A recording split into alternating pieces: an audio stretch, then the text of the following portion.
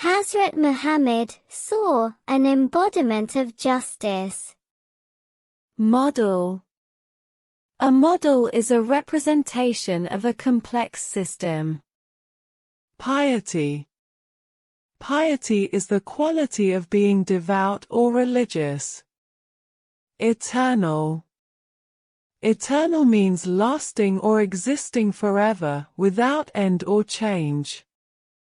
Earned.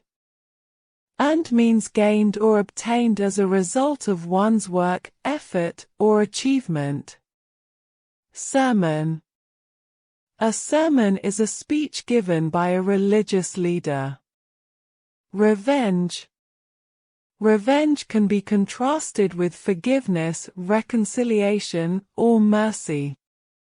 Commandment.